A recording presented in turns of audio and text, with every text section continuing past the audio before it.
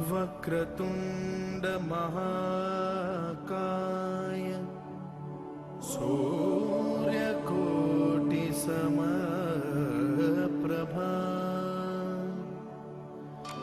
निर्विघ्नं कुरु मे देव सर्वकार्येषु सर्वदा।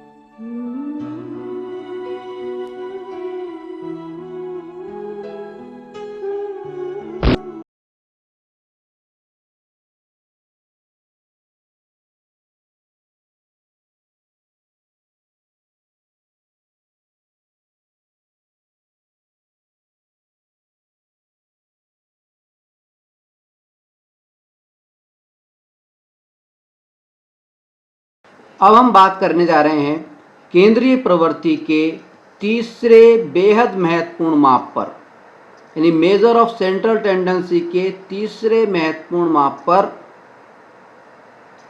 उसका नाम है माध्यक। इसको कभी कभी माध्यिका भी बोलते हैं। माध्यक को अंग्रेजी में बोलते हैं मीडियन।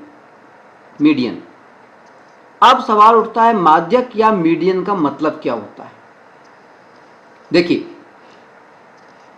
माध्यक या मीडियन का मतलब होता है मध्य वाला, बीच वाला। ठीक है।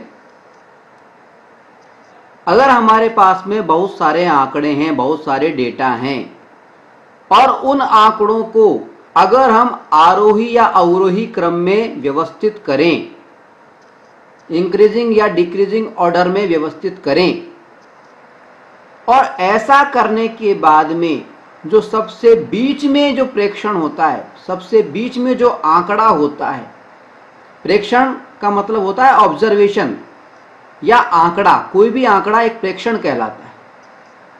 तो सबसे बीच में जो प्रेक्षण होता है उसका मान माध्यक कहलाता है। ये जो बीच वाला प्रेक्षण होता है, ये बीच वाला ऑब्जर्वेशन होता है, बीच वाला डेटा होता है, ये आंकड़ों को दो बराबर भागों में बांटता है। ठीक है। यानी परिभाषा के तौर पे हम कहना चाहें तो माध्यक क्या है?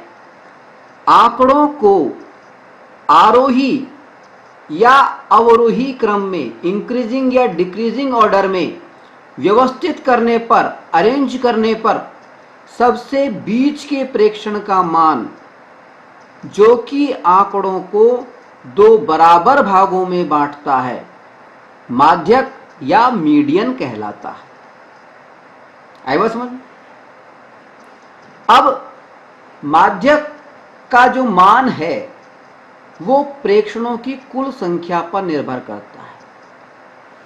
ऑब्जर्वेशंस कितने हैं, डेटाओं की संख्या कितनी है, प्रेक्षण या डेटा की संख्या कितनी है, उस पर निर्भर करता है। अब डेटा की संख्या दो प्रकार से हो सकती है।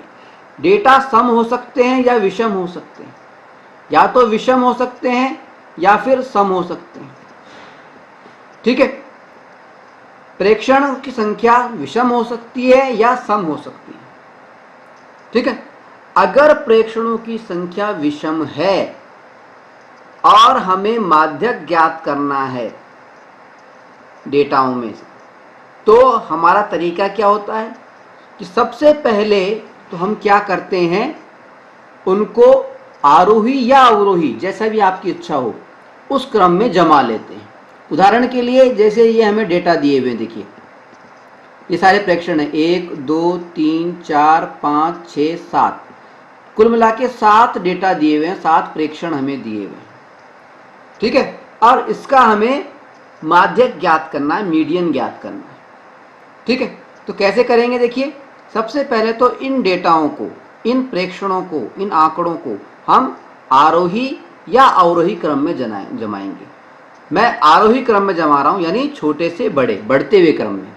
सबसे पहला डेटा हमने लिखा 4 लिख दिया, सॉरी सबसे छोटा है इसमें 2, सबसे पहले मैंने लिखा 2, 2 के बाद में 3 आ गया, 3 के बाद में 4 आ गया, 4 के बाद में 5 आ गया, और 5 के बाद में 7 आ गया, और 7 के बाद में 8 आ गया, और 8 के बाद में 9 आ गया। ये मैंने इनको आरोही क्रम में जमा लिया है, इंक्रीजिंग ऑर्डर में जमा लिया है। इसके बाद में क्या करते हैं, हम एक फार्मूला लगाते हैं n+1/2। n क्या है, n है प्रेक्षणों की संख्या, आंकड़ों की कुल संख्या, ऑब्जर्वेशंस की कुल संख्या। तो ऑब्जर्वेशंस कितने थे, 1 2 3 4 5 6 7। तो आंकड़ों की कुल संख्या यानी प्रेक्षणों की संख्या कितनी थी, 7, यानी 7 + 1/2, यानी 8/2, यानी 4, यानी चौथे नंबर का जो प्रेक्षण है, ये जो 4 आया है, ये प्रेक्षण का नंबर आया है, क्रमांक आया है, सीरियल नंबर आया है। जो भी ऑब्जर्वेशन है, डेटा है, उसका क्रमांक आया है कि माध्यक कौन सा है, चौथे नंबर का जो प्रेक्षण है वो हमारा माध्यक है। चौथे नंबर का कौन सा है, देखिए 1 2 3 और 4, चौथे नंबर पे ये है 5, यानी 5 जो है ये हमारा क्या है, माध्यक है, मीडियन है। ठीक है, तो ये कंडीशन क्या है, जब प्रेक्षणों की संख्या विषम हो, ओड हो। विषम या ओड का मतलब जानते हैं ना, वो संख्या जिसमें 2 का भाग ना जाता हो, पूरा पूरा ना जाता हो, जो 2 से डिवाइजेबल ना हो, जिसमें 2 का भाग ना जाता हो। ठीक है, अब दूसरी कंडीशन भी हो सकती है। दूसरी कंडीशन क्या हो सकती है कि प्रेक्षणों की संख्या विषम ना हो, सम हो, जैसा कि यहां पर दिया गया है 1 2 3 4 5 6 7 8। ठीक है, तो इस कंडीशन में मीडियन कैसे ज्ञात करेंगे, माध्यिका कैसे ज्ञात करेंगे, देखिए तरीका वही है। सबसे पहले तो इसको हम किस में जमाएंगे, आरोही क्रम में। देखिए आरोही क्रम में जमा देता हूं। सबसे छोटा है 1, उससे बड़ा है 1 के बाद में 3, फिर 3 के बाद में 4 बड़ा है, 4 के बाद में 5 बड़ा है, 5 के बाद में 6 बड़ा है, 6 के बाद में 7 बड़ा है, 7 के बाद में 8 बड़ा है, 8 के बाद में 9 बड़ा है। 1 2 3 4 5 6 7 8, ये सारे हमने आरोही क्रम में, बढ़ते हुए क्रम में हमने लिख ली। संख्या है 8। ठीक है, अब इसमें फार्मूला क्या लगेगा, अब अगर बीच वाली संख्या की बात करें हम, तो इसमें बीच की संख्या कौन सी हुई, 1 2 3 4 5, बीच की संख्या में ये 2 संख्याएं आती हैं। ठीक है, ठीक है, तो यानी बीच की संख्या कौन सी होगी, इसमें माध्यिका कौन सी होगी, माध्यक मीडियन कौन सा होगा। तो इसका फार्मूला होता है, माध्यक कौन सा होगा, अगर संख्या सम है, प्रेक्षणों की संख्या, ऑब्जर्वेशंस की संख्या सम है, तो माध्यक कौन सा होता है, माध्यक होता है n/2वां प्रेक्षण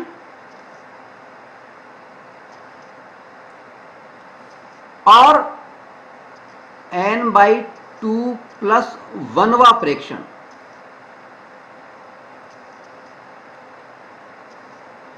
इन दोनों का माध्य यानी बटा 2। ठीक है, n/2वां प्रेक्षण का मतलब क्या हुआ? n कितनी है? n का मतलब है नंबर ऑफ ऑब्जर्वेशंस, प्रेक्षणों की संख्या। यहां पे 8 थी प्रेक्षणों की संख्या, तो n/2 का मतलब हुआ 8/2 यानी 4, यानी चौथा प्रेक्षण। चौथा प्रेक्षण कौन सा है? देखिए 1 2 3 4, चौथा प्रेक्षण है 5, तो n/2वां प्रेक्षण यानी 5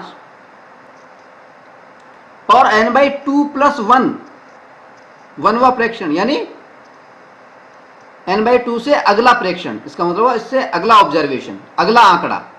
तो 5 से अगला आंकड़ा कौन सा है? 6, यानी 5 + 6,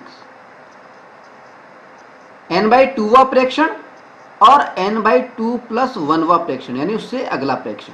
इन दोनों का माध्य यानी इन दोनों को जोड़ करके इसमें 2 का भाग लगाना है, यानी 6 और 5 11, 11 में 2 का भाग लगाना है, 11/2 यानी कितना हो जाएगा?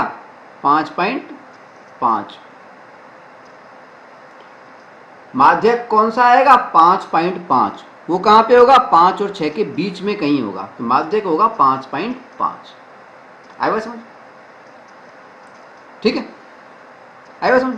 तो जब भी हमें आंकड़े दिए गए हैं, हमें बारंबारता बंटन सारणी नहीं दी है अभी, हमें सिर्फ आंकड़े दिए हैं, सीधे सीधे आंकड़े दिए गए, सारणी नहीं दी गई है बारंबारता। तो बिना बारंबारता बंटन सारणी के हम इसको कर रहे हैं, तो उस समय हम क्या करते हैं? आंकड़ों को पहले तो ये देखते हैं आंकड़ों की संख्या कितनी है, आंकड़े की कुल संख्या सम है या विषम है, इवन है या ओड है। इवन हो चाहे ओड हो, दोनों ही स्थितियों में आंकड़ों को हम सबसे पहले तो आरोही या अवरोही क्रम में इच्छानुसार जमा लेते हैं। ठीक है, और अगर आंकड़ों की संख्या विषम है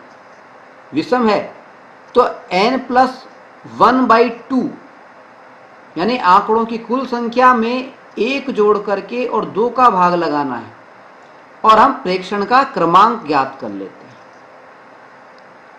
ठीक है, जो भी क्रमांक आता है उस क्रमांक पे जो प्रेक्षण लिखा हुआ है, जो ऑब्जर्वेशन लिखा हुआ है, जो आंकड़ा लिखा हुआ है, वो आंकड़ा हमारा माध्यक होता है। ठीक है, लेकिन अगर आंकड़ों की कुल संख्या, प्रेक्षणों की कुल संख्या सम है, इवन है, ऐसी स्थिति में हम क्या करते हैं?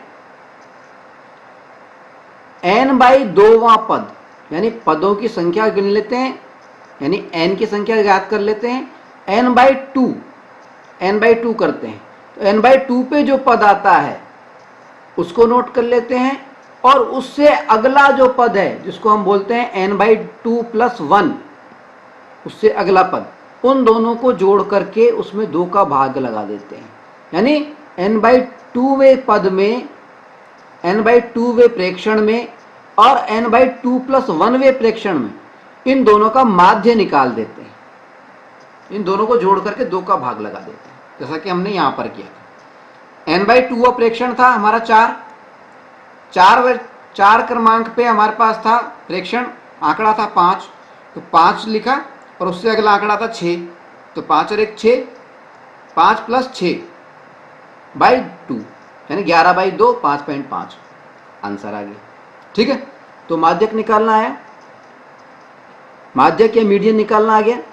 चलिए आगे बढ़ते हैं, एक उदाहरण लेते हैं। मान लीजिए हमसे कहा जा रहा है कि एक कक्षा के 9 विद्यार्थियों की लंबाई सेंटीमीटर्स में निम्नलिखित है, इन आंकड़ों का माध्यक ज्ञात कीजिए, इन आंकड़ों का माध्यक यानी मीडियन ज्ञात कीजिए। ठीक है, अब क्योंकि इस सवाल में हमें कोई बारंबारता सारणी नहीं दी है और ना ही ये आंकड़े रिपीट हो रहे हैं, तो इसकी बारंबारता सारणी बनाई जा सकती है। सीधे सीधे आंकड़े दे दिए हमें, तो हम कैसे करते हैं, माध्यक कैसे ज्ञात करते हैं? बिना बारंबारता सारणी के आंकड़े जब हमें दिए हुए हैं सीधे आंकड़े, तो हम माध्यक या मीडियन कैसे ज्ञात करते हैं? अभी हमने आप बताया था आपको। कैसे बताया था कि सबसे पहले तो हम क्या करते हैं कि जो भी आंकड़े हमें दिए गए हैं उनको आरोही या अवरोही क्रम में, इंक्रीजिंग या डिक्रीजिंग ऑर्डर में अरेंज कर लेते हैं, जमा लेते हैं, व्यवस्थित कर लेते हैं। तो इनको हम आरोही या अवरोही क्रम में जमाते हैं। तो जब हम इनको जमाएंगे तो देखिए कैसे आया, जमाएंगे हम। सबसे पहले आएगा 144, ठीक है।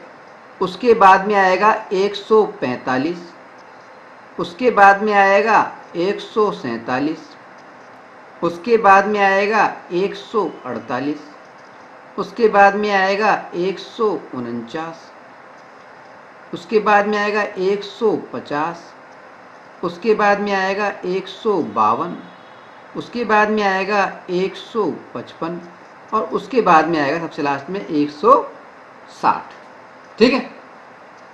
अब ये तो हमने आरोही क्रम में जमा लिया, इंक्रीजिंग ऑर्डर में जमा लिया, ठीक है। अब क्या करना है, अब हमें माध्यक का फार्मूला लगाना है। तो माध्यक का फार्मूला क्या होता है?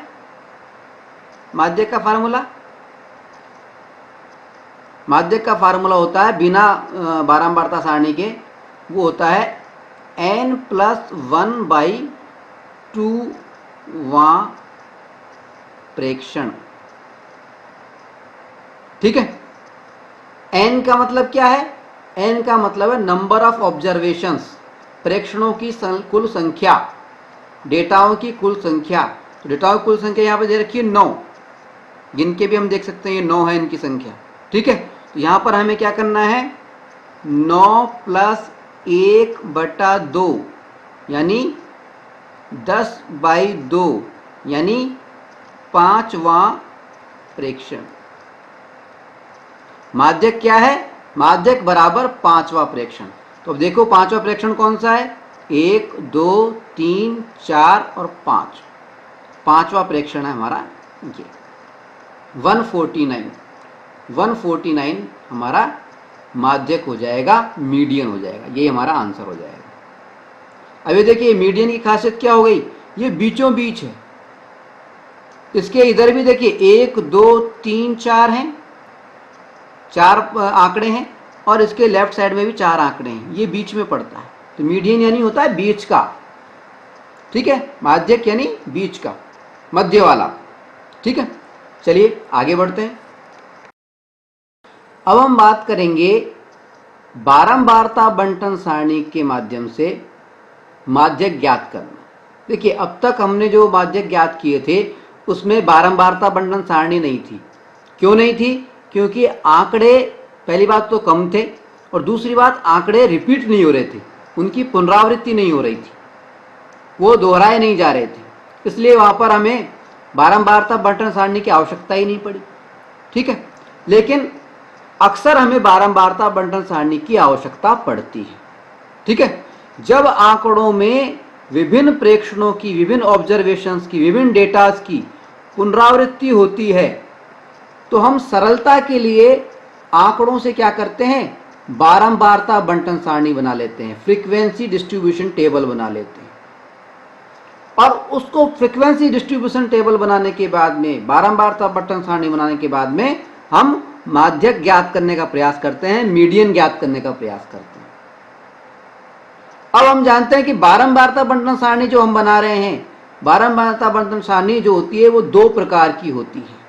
एक तो होती है अवर्गीकृत, नॉन क्लासिफाइड, अवर्गीकृत, जिसके अंदर वर्ग नहीं होते हैं, डायरेक्ट आंकड़े होते हैं 8, 7 जो भी, ठीक है। और दूसरी होती है वर्गीकृत, जिसके अंदर आंकड़ों के वर्ग बनाए जाते हैं, समूह बनाए जाते हैं, जैसे 10 से 20, 20 से 30, इस तरह से वर्ग बनाए जाते हैं, ठीक है। हम दोनों ही प्रकार की बारंबारता बंटन सारणियों का बारी बारी से एक एक करके, दोनों ही बारंबारता बंटन सारणियों से माध्यक ज्ञात करने का प्रयास करेंगे, मीडियन ज्ञात करने का प्रयास करेंगे। पहले हम बात करेंगे अवर्गीकृत नॉन क्लासिफाइड बारंबारता बंटन सारणी से माध्यक ज्ञात करने पर। अवर्गीकृत बारंबारता बंटन सारणी से, अवर्गीकृत का मतलब है इसमें वर्ग बने हुए नहीं है, प्रेक्षणों के वर्ग बने हुए नहीं है, ठीक है, इसकी बात कर रहे हैं हम। अब जब भी हमें बारंबारता बंटन सारणी से और माध्यक ज्ञात करना होता है, मीडियन ज्ञात करना होता है, तो हमें एक शब्द का खास तौर पे इस्तेमाल करना पड़ता है बार बार, वो है संचयी बारंबारता। संचयी बारंबारता के बारे में हम आपको पहले बता चुके हैं। तो जब भी हम बारंबारता बंटन सारणी से, चाहे से वो वर्गीकृत हो चाहे से वो अवर्गीकृत हो, दोनों ही स्थितियों में जब भी हम बारंबारता बंटन सारणी से माध्यक ज्ञात कर रहे हैं, मीडियन ज्ञात कर रहे हैं, उस स्थिति में हमें संचयी बारंबारता सारणी बनानी पड़ती है, क्यूमुलेटिव फ्रीक्वेंसी टेबल बनानी पड़ती है, संचयी बारंबारता सारणी बनानी पड़ती है, सीएफ वाली सारणी बनानी पड़ती है। संचयी बारंबारता या क्यूमुलेटिव फ्रीक्वेंसी के बारे में हम आपको पहले ही बता चुके हैं, और कैसे वो सारणी बनती है वो भी हम आपको बता चुके हैं। हमने आपको बताया था संचयी बारंबारता सारणी दो प्रकार की होती है, एक से कम प्रकार की लेस देन टाइप, और दूसरी होती है से अधिक प्रकार की मोर देन टाइप। दो प्रकार की बताई थी। हम किसी भी प्रकार की संचयी बारंबारता सारणी बना सकते हैं, वो हमारी इच्छा पर है, ठीक है। तो एक बार मैं दोहरा देता हूं कि संचयी बारंबारता सारणी बनाते कैसे हैं, ठीक है। देखिए, मैं से कम वाली बना रहा हूं और फिर से अधिक वाली बना के दिखाऊंगा, दोनों ही प्रकार की बना के दिखाऊंगा, ठीक है। सबसे पहले मैं से कम वाली बना के दिखा रहा हूं। तो से कम वाली में हम क्या करते हैं, पहली फ्रीक्वेंसी को हम CF की जगह पे लिख देते हैं 1। अब इस CF के अंदर अगली फ्रीक्वेंसी को हम जोड़ देते हैं, और जोड़ करके यहाँ पे 1 और 1 2 लिख देंगे। फिर इस CF के अंदर अगली फ्रीक्वेंसी को जोड़ देंगे, 3 और 2 5 लिख देंगे। फिर इस CF के अंदर अगली फ्रीक्वेंसी को जोड़ देंगे और 5 और 2 7 लिख देंगे। फिर इस CF के अंदर अगली फ्रीक्वेंसी को जोड़ देंगे और फिर 8 लिख देंगे। फिर इस 8 को अगली फ्रीक्वेंसी को जोड़ देंगे 8 में, और ये 9 लिख देंगे। फिर 9 में अगली फ्रीक्वेंसी को जोड़ देंगे, ये 10 लिख देंगे। बनाना सिखाया था आपने आपको, ठीक है।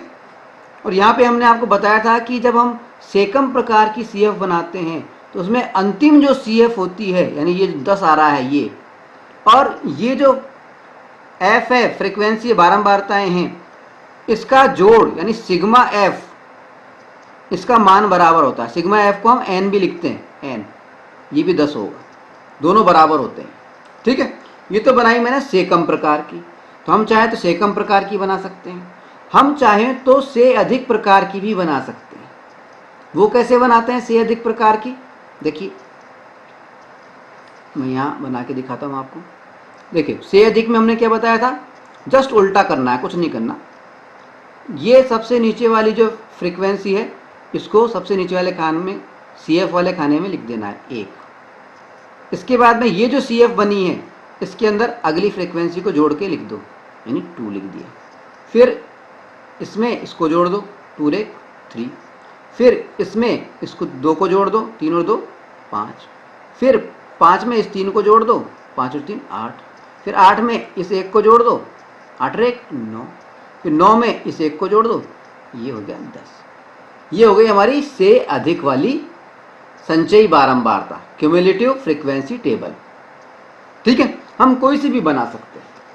तो हमें संचयी बारंबारता सारणी बनाना आना चाहिए, सबसे पहली बात, ठीक है। अच्छा, अब संचयी बारंबारता सारणी जब हम बना लेते हैं तो उसके बाद में हमें क्या करना होता है वो देखिए, ठीक है। देखिए, अब हमें क्या करना होता है, सबसे पहले ये देखना पड़ता है कि n की वैल्यू क्या है।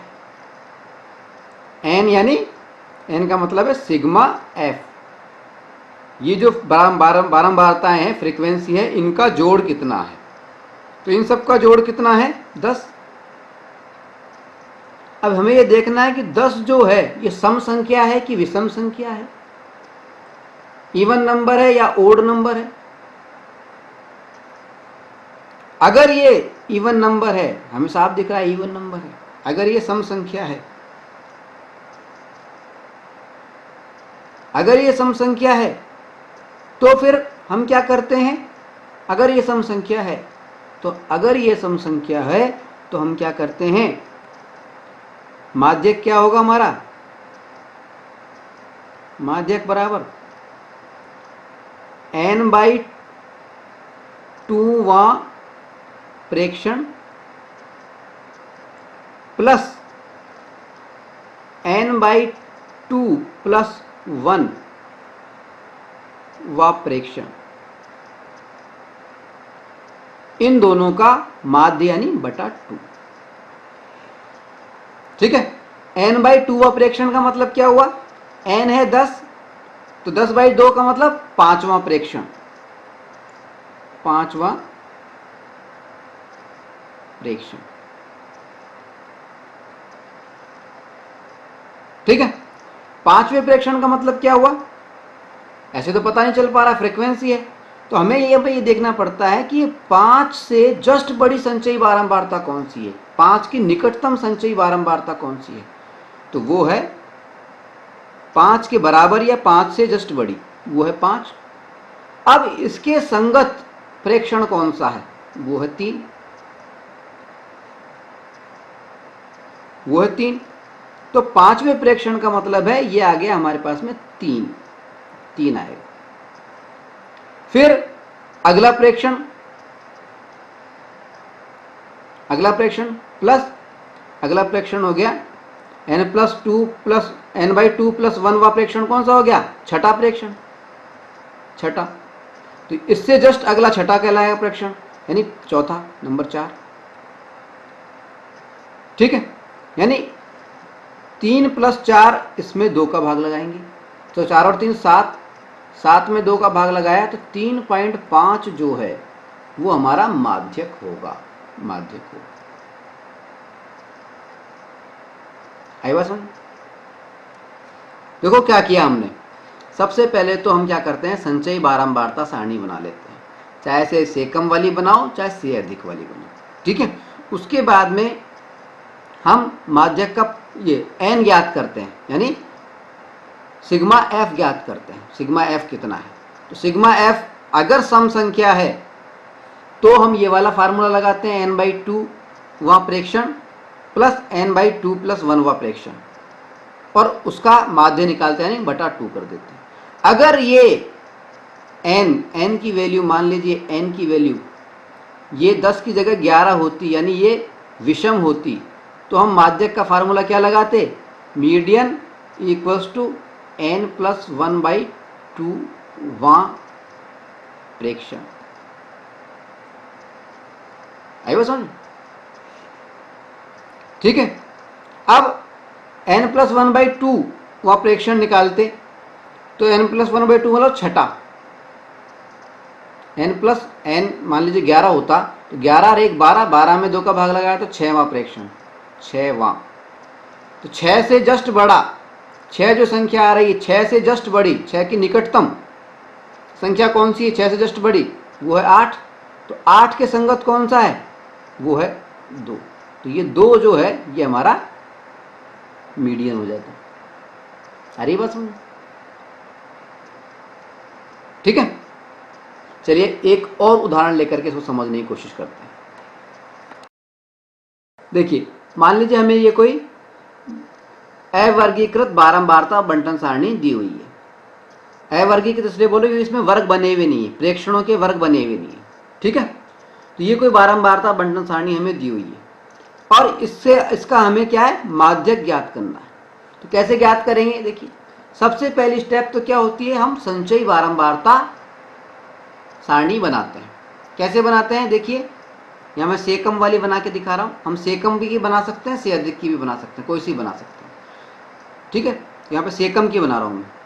कैसे बनाएंगे, 6, सबसे पहले CF की जगह पे 6 का 6 लिख दिया यूँ, और फिर जोड़ते हुए चल रहे हैं, अगली फ्रीक्वेंसी को जोड़ा तो ये आ गया 26, फिर इस CF के अंदर इसको जोड़ा 24 को और फिर यहाँ लिख दिया।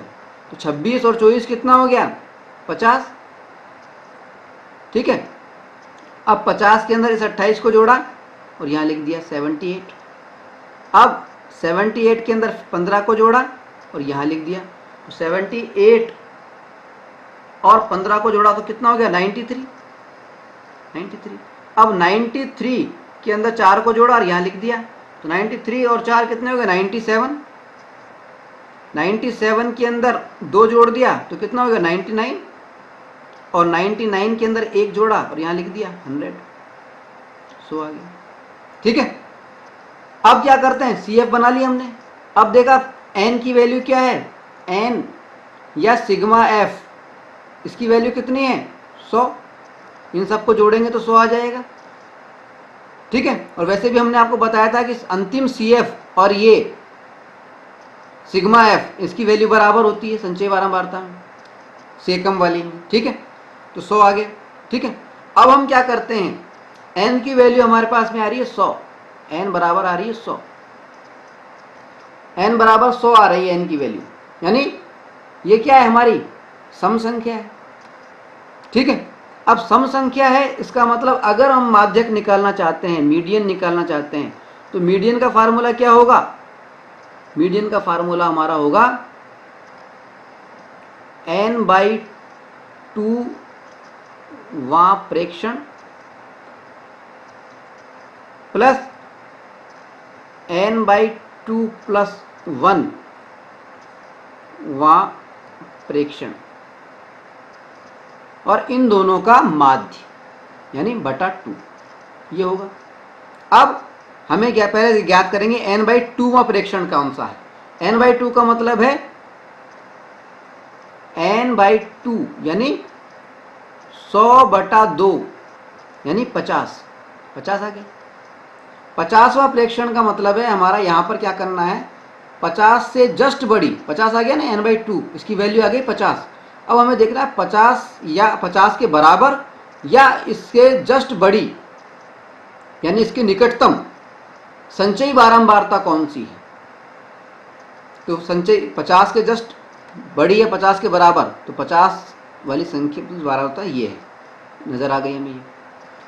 इसके बाद में हमें ये देखना है कि 50 की जो आई थी संचयी बारंबारता, इसके संगत प्रेक्षण कौन सा है, x की वैल्यू कौन सी है, ऑब्जर्वेशन कौन सा है। तो इसके संगत ऑब्जर्वेशन जो है वो कितना आया? 50 के संगत ऑब्जर्वेशन, यहां लिख देता हूं CF 50 के संगत के कॉरस्पॉन्डिंग संगत ऑब्जर्वेशन यानी प्रेक्षण, वो कौन सा आ गया? वो आ गया 28। यानी 50वें प्रेक्षण का हमारा मतलब है 28, ये हमारा 28। ठीक है, अब ये तो हो गया हमारा n/2 वां प्रेक्षण यानी 50वां प्रेक्षण।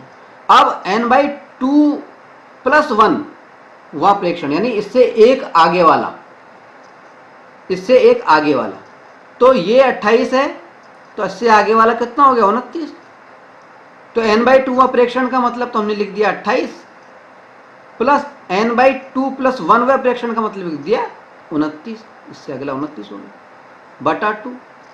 मीडियन इक्वल टू 28 और 29 को जब हमने जोड़ा तो कितना आ गया? 57। और 57 के अंदर जब हम 2 का डिवाइड किया, 57 के अंदर 2 का डिवाइड किया तो हमारे पास में कितना आ गया? हमारे पास में आ गया 28.5।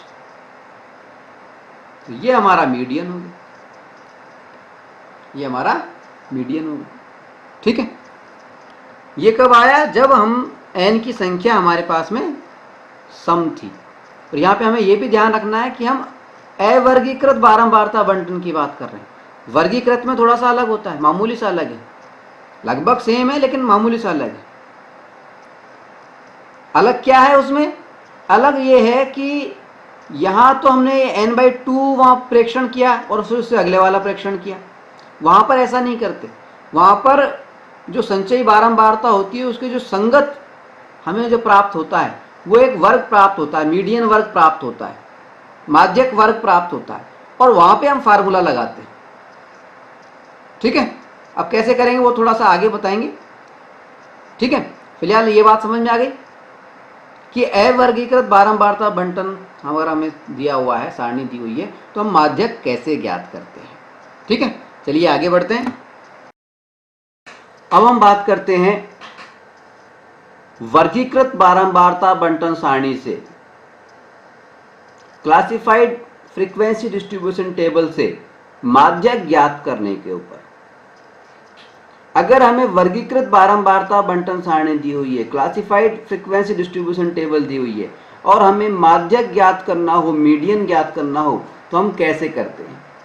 देखिए, सबसे पहले तो हमें यह बात ध्यान रखना है कि अगर हमें कभी भी वर्गीकृत बारंबारता बंटन सारणी से माध्यक ज्ञात करना हो, मीडियन ज्ञात करना हो या फिर बहुलक ज्ञात करना हो, मोड ज्ञात करना हो, तो हमें एक वर्गों पे जरूर ध्यान देना चाहिए। जो वर्ग दे रखे हैं, क्लास दे रखी है, उन पे ध्यान देना चाहिए, क्योंकि बहुलक, मोड और मीडियन यानी माध्यक, ये इन दोनों ही सवालों के अंदर वर्ग जो होते हैं उनका सतत होना आवश्यक है, उनका कंटिन्यूअस होना आवश्यक है। हमने आपको बताया था कि वर्ग दो प्रकार के होते हैं, सतत और असतत, कंटिन्यूअस और नॉन कंटिन्यूअस। सतत वर्ग कौन से होते हैं?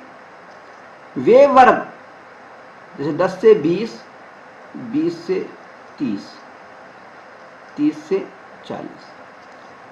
सतत वर्ग का मतलब है ऐसे वर्ग, ऐसी क्लास जिनमें प्रत्येक वर्ग की ऊपरी सीमा, किसी भी वर्ग की ऊपरी सीमा और उसके क्रमागत, उसकी कॉन्जिक्यूटिव जो वर्ग है, उसका जो क्रमागत वर्ग है यानी अगला जो वर्ग है, उसकी निम्न सीमा समान होती है। वे वर्ग जिनके अंदर, जिनकी ऊपरी सीमा और उनके क्रमागत वर्ग की निम्न सीमा समान होती है, ऐसे वर्गों को हम सतत वर्ग कहते हैं, कंटिन्यूअस क्लास कहते हैं। और असतत वर्ग किनको कहते हैं? जैसे ये लिखा हुआ होता 10 से 19, यहां पे लिखा होता फिर 20 से 29 और फिर लिखा हुआ था 30 से 39। तो ऐसे वर्ग जिनकी ऊपरी सीमा और जिनके क्रमागत वर्ग की निम्न सीमा समान नहीं होती हैं, देखिए समान नहीं, यहाँ पे 19 है, यहाँ 20 है, समान नहीं होती हैं, उनको कहते हैं हम असतत वर्ग, नॉन कंटिन्यूअस क्लास। ठीक है, तो कहने का मतलब ये है कि जब भी हम माध्यक की बात कर रहे हैं, मीडियन की बात कर रहे हैं या हम बहुलक की बात करते हैं, मोड की बात करते हैं, तो हमें जो वर्ग होते हैं वो हमेशा सतत होने चाहिए। अगर हमें असतत वर्ग दिए गए हैं तब भी हमें उन्हें सतत वर्गों में बदल लेना चाहिए। ठीक है, अब सवाल उठता है कि असतत वर्ग अगर हमें दिए हुए हैं, नॉन कंटिन्यूअस क्लास अगर हमें दी हुई हैं, तो उनको हम सतत वर्ग में कैसे बदलते हैं? इसके बारे में चर्चा पहले हम कर चुके हैं, लेकिन एक बार फिर से हम आपको थोड़ा संक्षेप में समझा देते हैं। देखिए, मान लीजिए हमें असतत वर्ग दिए हुए हैं, नॉन कंटिन्यूअस क्लास दिए गए हैं 10 से 19, 20 से 29 और 30 से 39। ये हमें कोई असतत वर्ग दिए हुए हैं। ठीक है, अब इनको सतत वर्गों में हमें बदलना है। ठीक है, यहां पे हमें सतत वर्ग लिखने हैं। ठीक है, तो हमें रफ में कुछ काम करना पड़ता है। क्या काम करना पड़ता है? देखिए, जो भी असतत वर्ग है उसकी उच्च सीमा और उसके क्रमागत अगले वर्ग की निम्न सीमा, इन दोनों को पॉइंट आउट करना पड़ता है, पहले तो देखना पड़ता है। ठीक है, फिर क्रमागत वर्ग की निम्न सीमा में से पिछले वर्ग की उच्च सीमा को हम घटा देते हैं, यानी 20 में से 19 को हम घटा देंगे और उसमें 2 का भाग लगा देंगे। 20 में से 19 गए तो 1 यानी 1/2 यानी आएगा 0.5। ठीक है,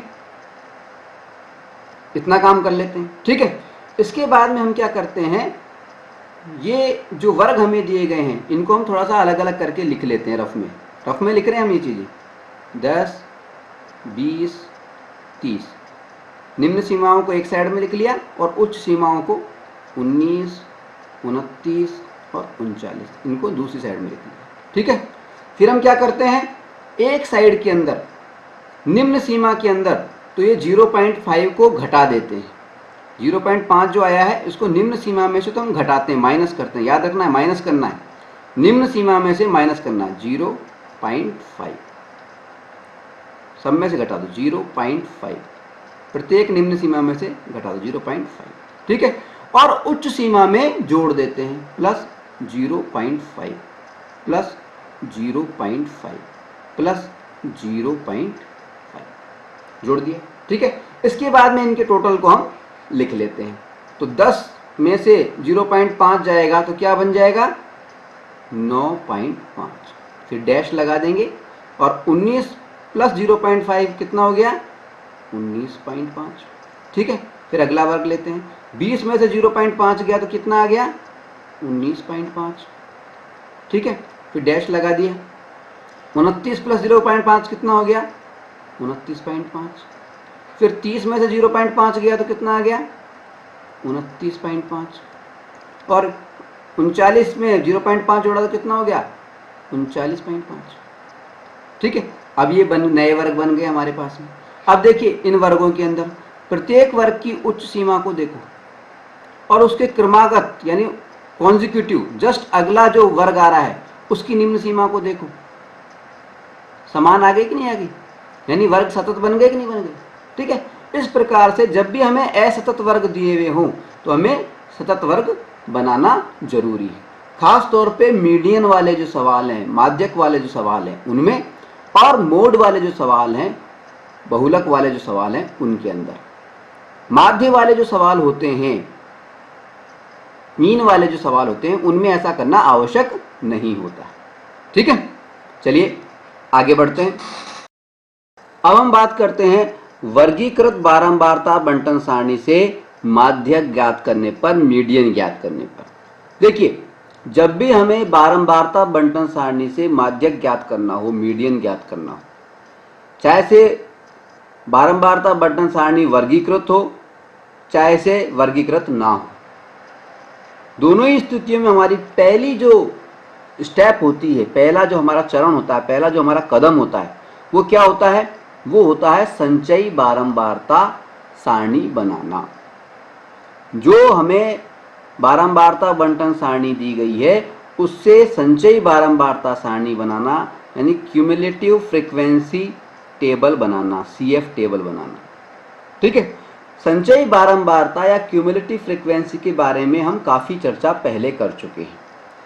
संचयी बारंबारता सारणी दो प्रकार की होती है, से कम प्रकार की यानी लेस देन टाइप, और से अधिक प्रकार की यानी मोर देन टाइप।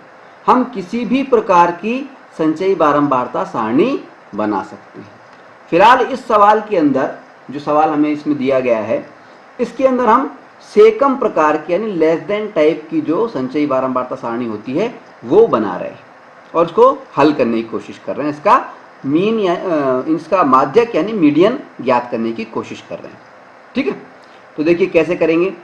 संचयी बारंबारता सारणी बनानी है से कम प्रकार की, तो से कम प्रकार की जब हम संचयी बारंबारता सारणी बनाते हैं, क्यूमुलेटिव फ्रीक्वेंसी टेबल बनाते हैं, तो हम क्या करते हैं, सबसे पहले जो बारंबारता होती है, फ्रीक्वेंसी होती है पहली वाली, उस पहली फ्रीक्वेंसी को संचयी बारंबारता वाली सारणी के अंदर सबसे पहले एज इट इज लिख लेते हैं, ठीक है। इसके बाद में क्या करते हैं, इस सीएफ में अगली फ्रीक्वेंसी को जोड़ देते हैं और फिर से लिख देते हैं 5 और 3 8। फिर ये जो सीएफ मिली इस सीएफ में अगली फ्रीक्वेंसी को जोड़ देते हैं 8 और 4 12। फिर इस सीएफ में अगली फ्रीक्वेंसी को जोड़ देते हैं 12 और 3 15। फिर इस सीएफ के अंदर अगली फ्रीक्वेंसी जोड़ देते हैं तो 15 और 3 18। फिर इस सीएफ के अंदर अगली फ्रीक्वेंसी जोड़ देते हैं, एफ जोड़ देते हैं, यानी 18 और 4 22। फिर इस CF के अंदर अगली फ्रीक्वेंसी जोड़ देंगे, 22 और 7 29। फिर 29 के अंदर अगली फ्रीक्वेंसी जोड़ देंगे, 29 और 9 कितनी हो गई? 29 और 9 38, 38। फिर 38 के अंदर अगली फ्रीक्वेंसी जोड़ देंगे, यानी 7, तो कितनी हो गई? 38 और 7 45। फिर इस 45 के अंदर अगली फ्रीक्वेंसी जोड़ देंगे, यानी 8 जोड़ देंगे, तो 45 और 8 कितना हो गया? 53।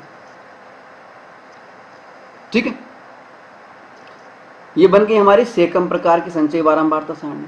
ठीक है, अब यहां पे हम आपको बता दें कि जो संचयी बारंबारता है अंतिम वाली, ये 53, इसके बारे में हमने आपको बताया था कि इसका जो मान होता है वो सिग्मा एफ के बराबर होता है। सिग्मा एफ यानी जिसको हम एन भी बोलते हैं, उसके बराबर होता है। यानी सिग्मा एफ और एन की अगर टोटल लगाएं, इन सारी बारंबारताओं का हम टोटल लगाएं, सिग्मा एफ करें, तो हमें 53 प्राप्त होगा।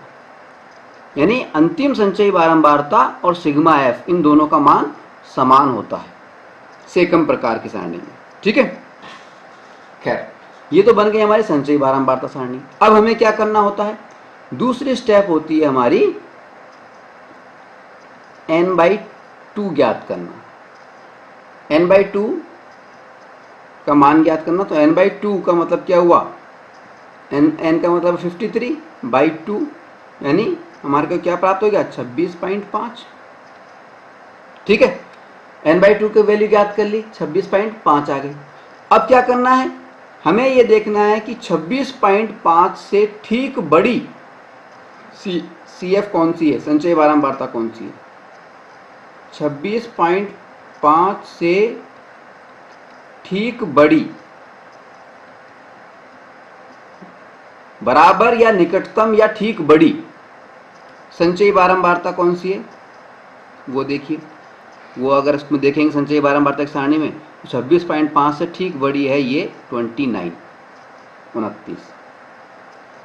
ठीक है, अब ये जो 29 है, इसके संगत CF 29 के संगत के कॉरस्पॉन्डिंग वर्ग कौन सा है? वर्ग कौन सा है? 29 के कॉरस्पॉन्डिंग संगत, यानी संगत, ये वर्ग कौन सा है? वो है 60 से 70। 29 के साथ वाला वर्ग कौन सा है? 60 से 70। कॉरस्पॉन्डिंग संगत, संगत मतलब साथ वाला, 29 की सीध में जो है, ठीक है, वो है 60 से 70। वो हो गया 60 से 70। इस वर्ग को हम बोलते हैं माध्यक वर्ग, मीडियन क्लास, माध्यक वर्ग, मीडियन क्लास। ठीक है, अब मीडियन क्लास हमें मालूम चल गई, तो हमें क्या करना होता है? मीडियन ज्ञात करने के लिए, माध्यक ज्ञात करने के लिए एक फार्मूले की आवश्यकता पड़ती है, सूत्र की आवश्यकता पड़ती है। सूत्र क्या है हमारा? सूत्र है हमारा, देखिए यहां लिख देता हूं, माध्यक बराबर L प्लस ब्रैकेट के अंदर n/2 minus CF upon F या F1, F भी लिख सकते हैं, F1 भी लिख सकते हैं, ठीक है, इंटू H, ये हमारा फार्मूला है। ठीक है, अब इस फार्मूले में जो अल्फाबेट्स यूज हुए हैं उनका मतलब क्या है? देखिए, L का मतलब है लोअर लिमिट। बहुलक वाले फार्मूले में भी इसका मतलब होता था लोअर लिमिट, निम्न सीमा। उसमें निम्न सीमा थी बहुलक वर्ग की, यहां पे निम्न सीमा है माध्यक वर्ग की। ठीक है, n/2, n/2 का मतलब जानते ही हैं, n का मतलब हमने बताया दिया, सिग्मा एफ, बारंबारताओं का योग, वो n होता है। ठीक है, और CF का मतलब होता है क्यूमुलेटिव फ्रीक्वेंसी, संचयी बारंबारता। लेकिन संचयी बारंबारता कौन सी संचयी बारंबारता? जो माध्यक वर्ग है, ये जो माध्यक वर्ग है 60 से 70, इससे ठीक पहले वाला जो वर्ग है यानी 50 से 60, इसकी संचयी बारंबारता यानी 22। ठीक है। यहाँ पे CF में ध्यान रखनी, CF का मतलब संचयी बारंबारता तो है, क्यूमुलेटिव फ्रीक्वेंसी तो है, लेकिन कौन सी वाली है? माध्यक वर्ग की नहीं है ये। माध्यक वर्ग से ठीक पहले वाला जो वर्ग है उसकी संचयी बारंबारता है, ये ध्यान रखने वाली बात है। ठीक है। अपॉन F1 बहुलक में हम F1 का इस्तेमाल करते थे, बहुलक के फार्मूले में भी। वहां क्या था? F1 का मतलब होता है बहुलक वर्ग की बारंबारता। यहां पर F1 का मतलब है माध्यक वर्ग की बारंबारता। तो माध्यक वर्ग है 60 से 70, इसकी बारंबारता कितनी हो गई? 7। तो इसको आप F भी लिख देते हैं, F1 भी लिख सकते हैं। ठीक है। इंटू H क्या है? H का मतलब हम जानते हैं, बहुलक के अंदर भी H आता था। तो H का मतलब होता है क्लास साइज, वर्ग माप। क्लास साइज या वर्ग माप का मतलब क्या होता है? ये जो वर्ग हमें दिए गए हैं 0 से 10, 10 से 20, किसी भी वर्ग को ले लो और उसकी ऊपरी सीमा में से, अपर क्लास लिमिट में से निम्न सीमा को, लोअर क्लास लिमिट को हम घटा देते हैं, और घटाने पर जो संख्या प्राप्त होती है, जैसे 20 में से 10 को घटा दें तो क्या प्राप्त होगा? 10। तो ये जो संख्या प्राप्त होगी उसको हम बोलेंगे वर्ग माप, क्लास साइज। तो H का मतलब है वर्ग माप, यानी 10, इस सवाल के मुताबिक 10 है। ठीक है। अब इस फार्मूले में हम मान रख देते हैं। ठीक है। देखिए प्रश्न के हिसाब से देखते हैं। लोअर लिमिट L का मान कितना है? तो माध्यक वर्ग है 60 से 70, तो उसकी लोअर लिमिट कितनी हुई? 60। निम्न सीमा हो गई 60। ठीक है। अब n/2 की वैल्यू हमें मालूम है ही, n/2 की वैल्यू पहले से दे रखी है 26.5, हमने ऊपर से निकाल ली थी पहले ही, 26.5। ठीक है। फिर क्यूमुलेटिव फ्रीक्वेंसी की बात हो रही है, और क्यूमुलेटिव फ्रीक्वेंसी या संचयी बारंबारता कौन सी? माध्यक वर्ग से ठीक पहले वाले जो वर्ग है उसकी संचयी बारंबारता, वो कितनी आ रही है? वो आ रही है 22 लिख दिया। फिर F की वैल्यू देखिए, F या F1 कुछ भी लिख सकते हैं हम। F1 की वैल्यू क्या आ रही है? माध्यक वर्ग की बारंबारता, वो कितनी है? 7 है, हमने यहाँ निकाल देखी थी। ठीक है, 7 लिख दिया। और H क्या था? वर्ग माप, क्लास साइज, वो कितनी आई थी? 10। ठीक है। अब इन सारे मानों को हमें रख देना है फार्मूले के अंदर। ठीक है। तो हमारे को क्या प्राप्त हो जाएगा? देखिए L प्लस यानी 60 प्लस ब्रैकेट के अंदर n/2 यानी 26.5 माइनस CF कितना है? 22 कर दिया, अपॉन F फ्रीक्वेंसी, वो हो गया 7 दे रखा है, F1 ब्रैकेट 1 इंटू 10 ये दे रखा है। ठीक है। अब 26.5 में से 22 जब घटेंगे तो कितना आ जाएगा? 4.5। ठीक है। और 4.5 को जब 10 से मल्टीप्लाई करेंगे तो क्या आ जाएगा? 45। ठीक है। तो हमें क्या प्राप्त होगा? 60 प्लस 45 अपॉन 7। ठीक है। 60 प्लस 45 अपॉन 7।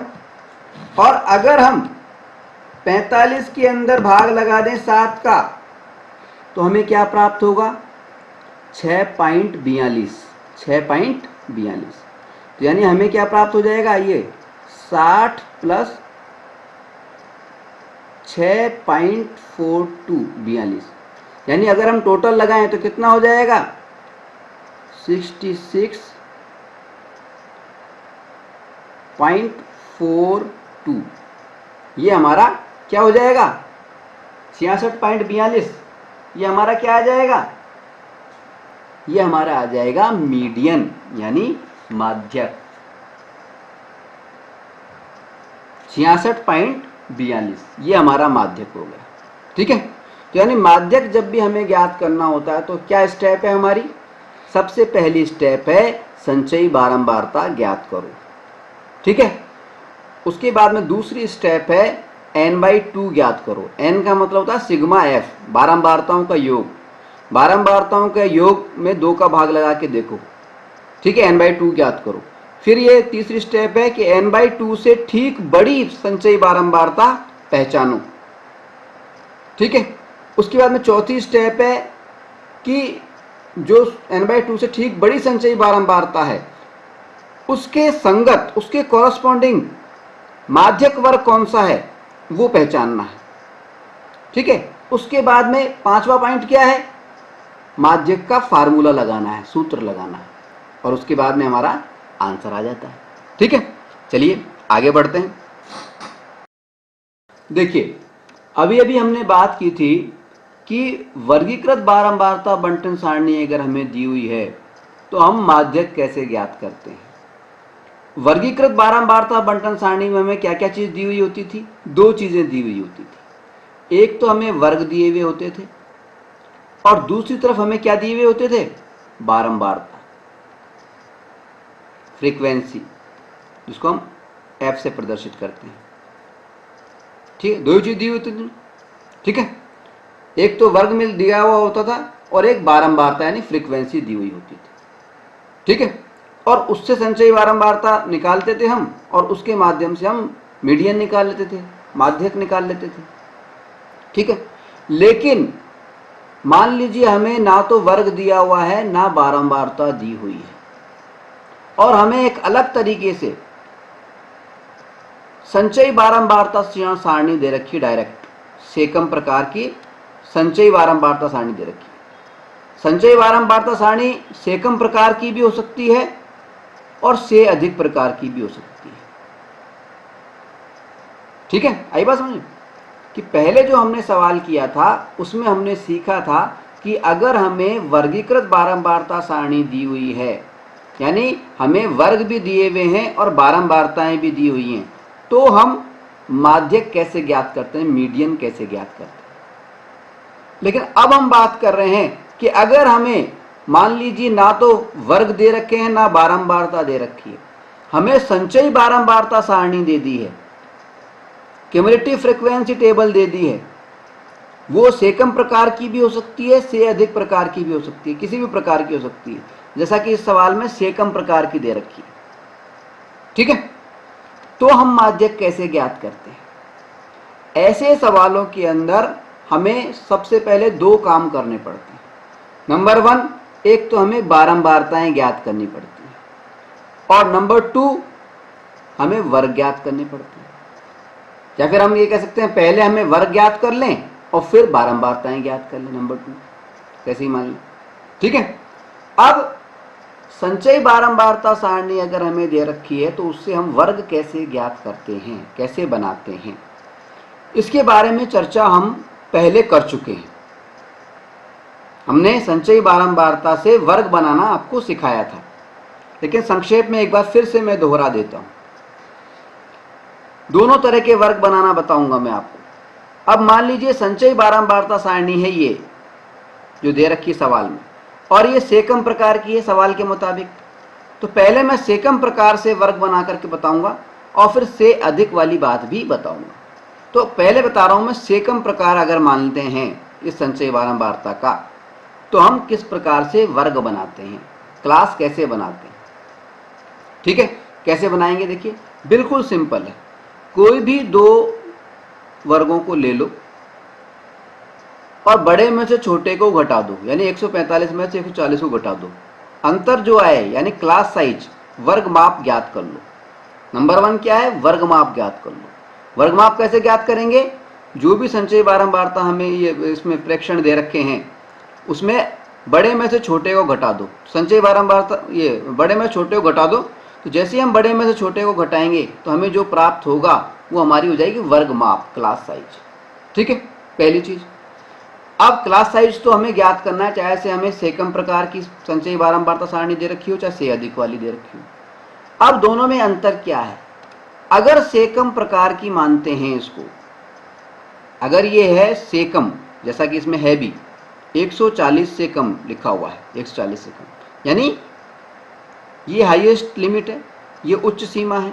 तो अगर ये सेकम प्रकार की है तो हम उच्च सीमाओं को इस तरह से लिख लेते हैं, ये सारी सीमाएं इनको उच्च सीमा मान लेते हैं, अपर लिमिट मान लेते हैं। 140 मान लेंगे, 145 मान लेंगे, 150 मान लेंगे, 155, इनको एज इट इज लिख लेंगे, 160, 165। अगर ये सेकम प्रकार की संचयी बारंबारता सारणी है तो जो हमें ये अंक दे रखे हैं 140 से कम, 145 से कम, इन सबको हम क्या मान लेते हैं? ऊपरी सीमा, ऊपरी सीमा, ऊपरी वर्ग सीमा, अपर क्लास लिमिट, ऊपरी वर्ग सीमा मान लेते हैं। ठीक है, अब बात आती है निम्न वर्ग सीमा कैसे ज्ञात करेंगे। तो निम्न वर्ग सीमा ज्ञात करने के लिए हम क्या करते हैं, ये जो ऊपरी वर्ग सीमा में है इसमें से 5 घटा देते हैं। जो वर्ग माप आई है ना उनको घटाते हुए चलते हैं, यानी निम्न वर्ग सीमाएं कैसे लिखेंगे? 140 माइनस 5, 145 माइनस 5, इस तरह से 150 माइनस 5, 155 माइनस 5, ऐसे लिखते हुए चलेंगे। 160 माइनस 5, 165 माइनस 5, ये रफ में लिख लेंगे हम इसको। ठीक है, और फेयर में हम डायरेक्ट उसको माइनस करके लिखेंगे तो हो जाएगा 135, फिर डैश लगा देंगे। ठीक है, फिर कितना हो जाएगा? 140 डैश, 145 डैश, 150 डैश, 160 में से 5 गए तो 155 डैश, 165 में से 5 गए तो कितने हो गए? 160 डैश। तो इस प्रकार से ये वर्ग बन जाएंगे। क्या किया हमने? कुछ नहीं किया, सिर्फ ये माना क्योंकि ये सेकम प्रकार की संचयी बारंबारता सारणी थी, इसलिए इसका मतलब ये है कि ये इसमें जो आंकड़े दिए हैं ये 140 से कम, 145 से कम, इसको हमने ऊपरी सीमा मान लिया, अपर क्लास लिमिट मान लिया। और निम्न सीमा प्राप्त करने के लिए उच्च सीमा में से जो वर्ग माप थी, क्लास साइज जो थी हमारी, उसको हमने घटा दिया। ठीक है, और इस तरह से हमने बना लिया, वर्ग प्राप्त कर लिया। अगर ये से कम प्रकार की बजाय से अधिक प्रकार की संचयी बारंबारता होती और यहाँ पर ये लिखा हुआ था 140 से अधिक, 145 से अधिक, ऐसे लिखा हुआ होता, तो हम क्या करते? बहुत ज़्यादा अंतर नहीं आता। देखिए फर्क इतना है, यहाँ पर हमने ऊपरी सीमा माना है इनको, अगर ये से अधिक वाली होती तो हम इसको निम्न सीमा मानते और क्या करते? क्लास साइज को इसमें घटाया है हमने, उसमें हम जोड़ देते। ठीक है, इतना ही फर्क आ रहा है।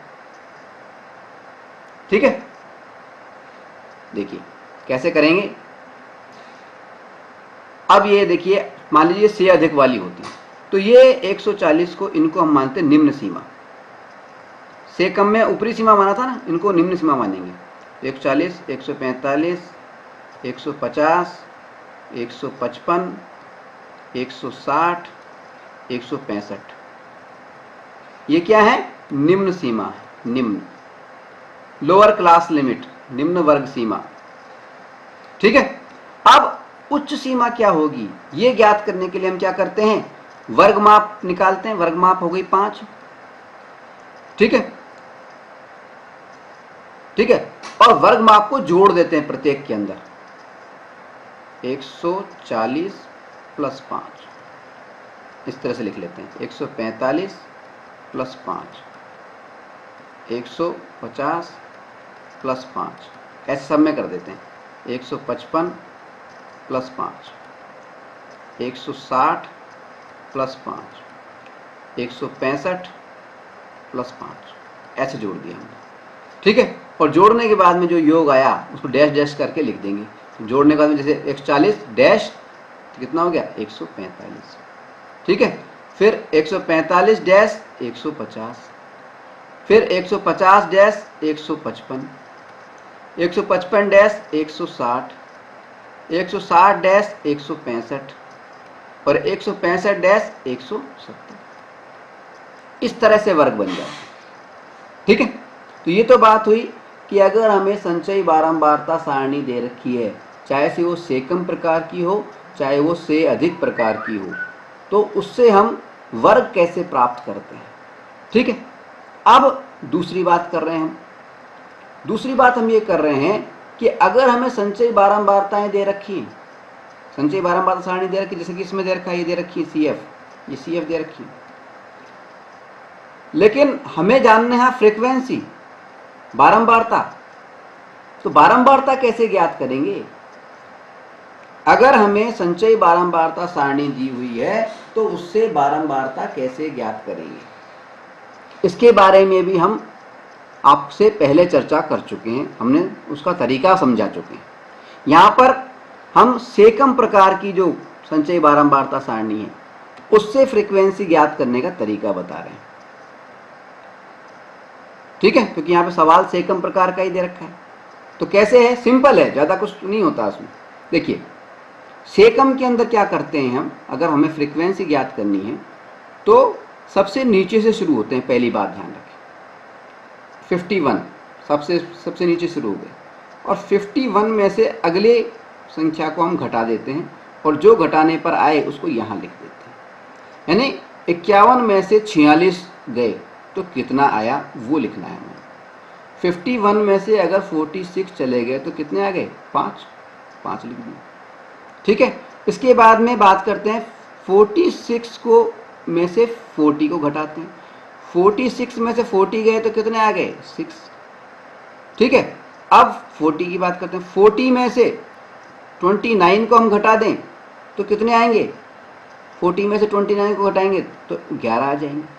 अब 29 की बात करते हैं। 29 में से इस 11 को घटा दें तो कितना आ जाएगा? 29 में से 11 को घटाएंगे तो हमारे पास में आ जाएगा, कितना आ जाएगा? 11 घटाएंगे तो ये आ जाएगा, एक तो आ जाएगा 8, एक 18 आ जाएगा। ठीक है, 18 आ जाएगा। अब 11 की बात करें, 11 में से 4 को घटा दें तो कितना आ जाएगा? 11 में से 4 को घटा दें तो 7, और लास्ट में 4 बच गया। अब 4 की बात आ गई, 4 में ऊपर कोई संख्या नहीं है इसलिए 0 मान लेते हैं। 4 में से 0 को घटा दें तो कितना आ जाएगा? 4। तो ये क्या है? 4 माइनस 0। ये क्या है? 11 माइनस 4।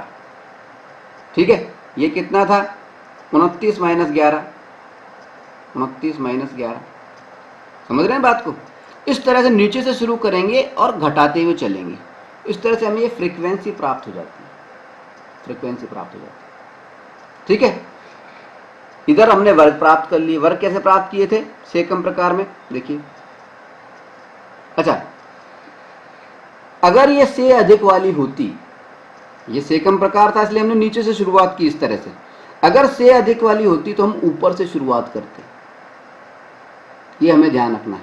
ठीक है ना, बारंबारता ज्ञात करने के लिए हम पहले बता चुके हैं, आप उसको ध्यान से आपने देखा होगा।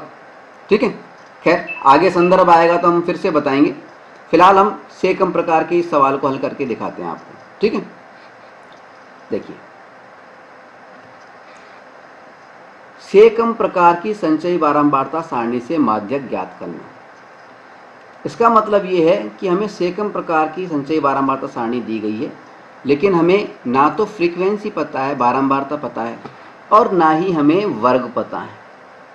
तो हमें वर्ग भी ज्ञात करने हैं और फ्रीक्वेंसी भी ज्ञात करनी है। कोई सा भी काम हम पहले कर सकते हैं। मान लीजिए हमने पहले वर्ग ज्ञात कर लेते हैं। वर्ग कैसे ज्ञात करेंगे? सबसे पहले वर्गमाप देखेंगे। वर्गमाप साफ दिख रही है, 5 है, और इसको ऊपरी सीमा मानते हुए ऊपरी सीमा में से 5 को घटा, वर्गमाप को घटाते जाएंगे और निम्न सीमा ज्ञात कर लेंगे। यानी 140 में से 5 को घटाया तो 135 तो निम्न सीमा हो गई और ऊपरी सीमा 140 रह गई उनकी। ठीक है, इसी तरह से अब 5 वर्गमाप है तो साफ दिखाई दे रहा है, 145 करते जाओ इसको। 145 था तो 145 में से जाएगा तो 140, 145 में से 5 जाएगा तो 40 हो जाएगा। ये 145 हो गया। फिर वर्गमाप 5 है, साफ दिख रहा है, तो शुरू में देखना पड़ता ध्यान से, बाद में तो क्या है 5 5 जोड़ते जाओ आप। तो 145 145, ये हो गया 150। फिर 150 सेम रहा, ये हो गया 155। फिर 155 सेम रहा, फिर ये हो गया 160। फिर ये 160 सेम रहा और फिर ये हो गया 165।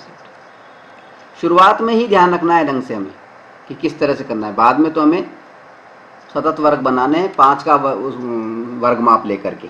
सिंपल बन जाते हैं। ठीक है, ये तो बन गए वर्ग। अब बात कर रहे हैं फ्रीक्वेंसी ज्ञात करने की, बारंबारता ज्ञात करने की। बारंबारता कैसे ज्ञात करेंगे? देखिए, ये है सेकम प्रकार की, साफ लिख रखा है, यहाँ लिख रखा है सेकम। ठीक है, इसलिए हम क्या करेंगे, देखिए किस प्रकार से फ्रीक्वेंसी ज्ञात करते हैं। सबसे नीचे वाले संचयी बारंबारता पे जाएंगे, 51।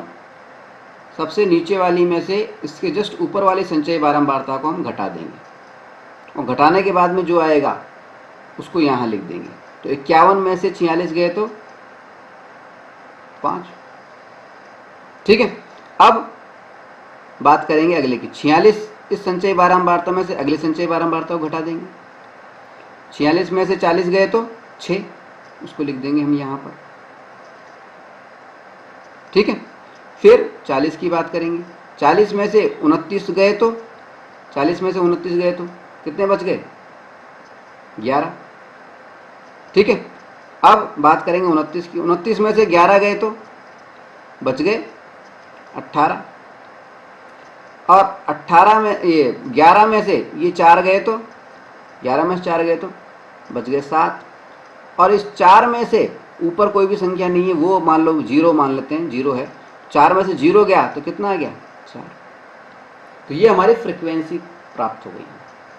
ठीक है, अब बात आती है माध्यक ज्ञात करने की। माध्यक ज्ञात करने की, अब माध्यक कैसे ज्ञात करते हैं? देखिए, माध्यक ज्ञात करना हम जानते ही, फ्रीक्वेंसी हमें मालूम चली गई है। ठीक है, अब माध्यक कैसे ज्ञात करते हैं? संचयी बारंबारता ज्ञात करते हैं। सबसे पहले तो संचयी बारंबारता इस सवाल में पहले से ही दे रखी है।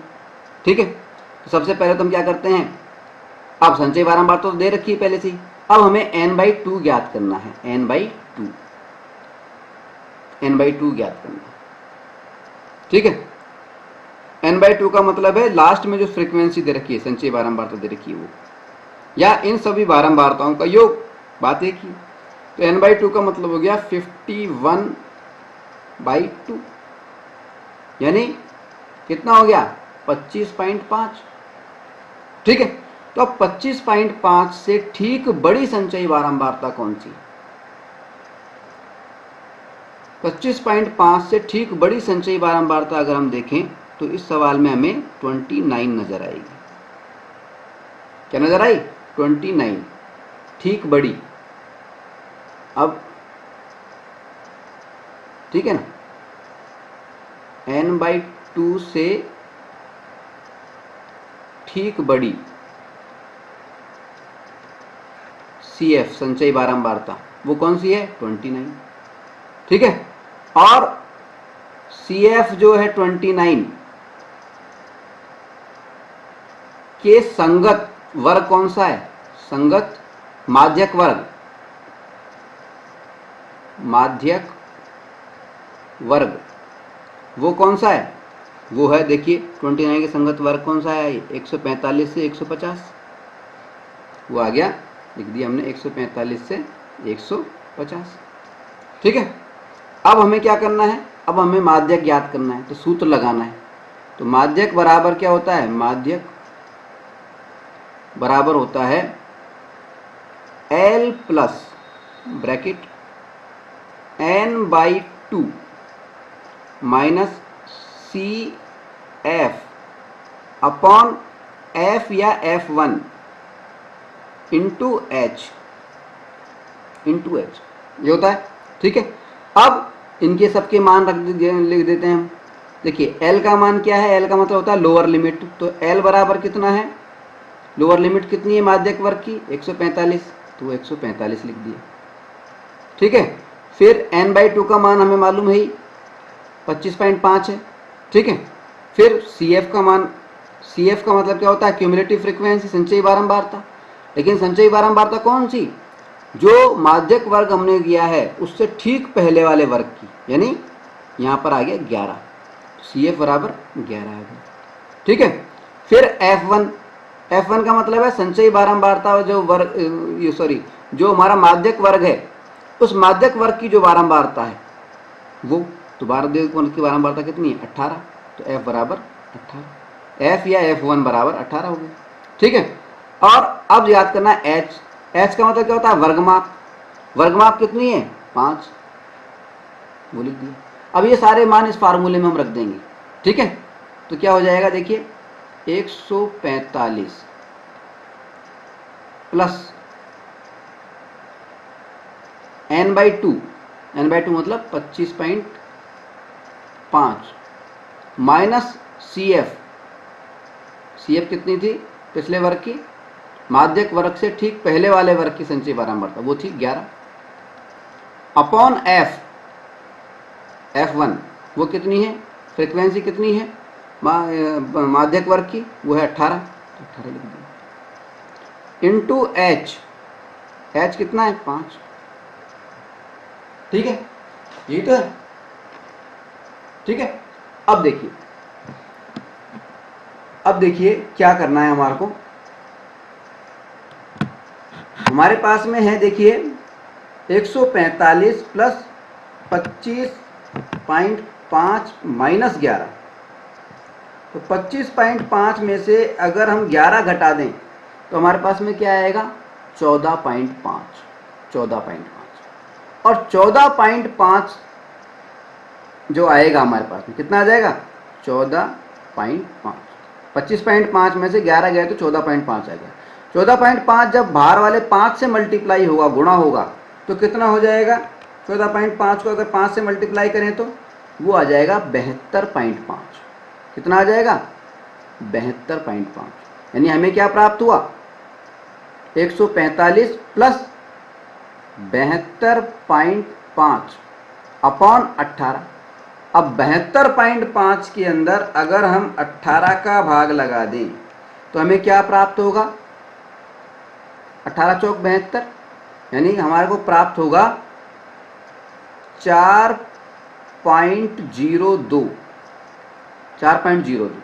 तो 145 प्लस 4.02, 145 प्लस 4.02, अगर 145 को और 145 को और इसको जोड़ दें हम तो कितना प्राप्त हो जाएगा 145 प्लस 4.02 को जोड़ेंगे तो 149.02, कितना आ गया 149.02। ये जो है ये हमारा मीडियन होगा, ये हमारा माध्यक होगा, ठीक है। तो जब भी संचयी बारंबारता सारणी हमें दी गई हो, चाहे से वो से कम प्रकार वाली हो चाहे से वो से अधिक प्रकार वाली हो, हम माध्यक ज्ञात कर सकते हैं कि नहीं कर सकते हैं, ठीक है। ज़्यादा कुछ नहीं है, फर्क सिर्फ इतना सा है कि जब भी संचयी बारंबारता सारणी हमें दी हुई होती है तो पहले हमें वर्ग और बारंबारता ये ज्ञात करनी पड़ती है, बाकी जो प्रक्रिया है वो बिल्कुल सेम है, ठीक है। चलिए आगे बढ़ते हैं।